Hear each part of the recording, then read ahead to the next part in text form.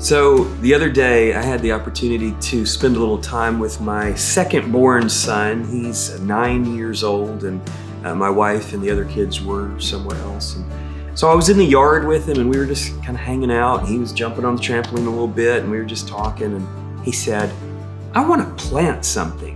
It's like, what do you mean? What do you want to plant? I said, it's like some plants. I want to plant something. And he had seen my wife. She's quite the gardener. She's planting things pretty often and kind of cultivating various things in her garden. And so I am not the gardener. So it's like, we could probably plant something. So I start looking around, and I realized that over by the house, my wife had these two plants that she had some real specific plan for. But I was like, you want to try planting those? So we just went and grabbed them, and we just dug a hole in the ground and turned the water on and just put the plants in there. And I don't know what we're doing. I'm not too savvy at this, but we planted them and we felt really good. It was just a really nice feeling. And then we're like, well, what else can we plant? And I started looking around, and we found this little bag of onions, and I thought, maybe we could plant some onions. I don't know, they grow in the ground, don't they? I think they do. So we started poking holes in the ground and planting onions, and we just had a really great time of planting things.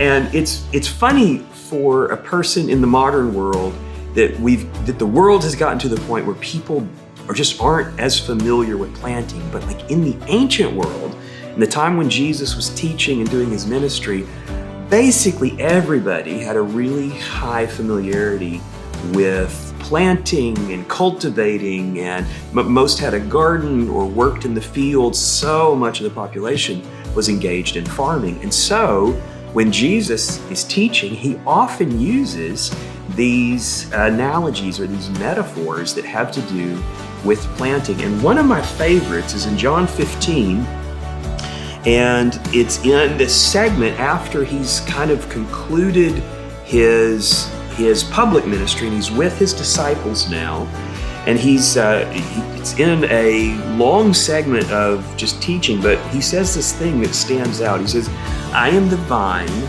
you are the branches. He who abides in me and I in him, he bears much fruit. For apart from me, you can do nothing."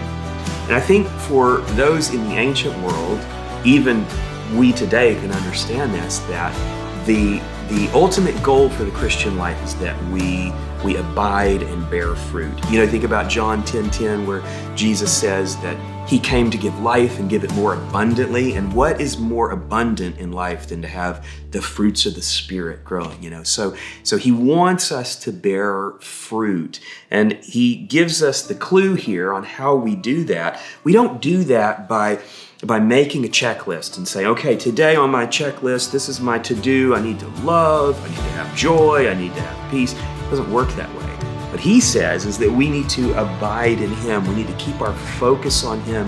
We need to let his life kind of flow through us. And when we focus on him, when we abide, another word for that would be to remain, then that fruit grows. Now, if we get our focus off of him, then it's like a branch that's been maybe removed. Now that doesn't mean we lose our salvation or anything. It just means we need to come back to the place where we abide in him. When we abide in him, that's when that fruit grows. Now if we start getting our focus on the fruit and saying, okay, I really got to make sure that I have joy today, or I really have to make sure that I'm going to have peace or love, then it doesn't work. It's all about keeping our focus on abiding in him. And so I love that verse. I'll read it one more time.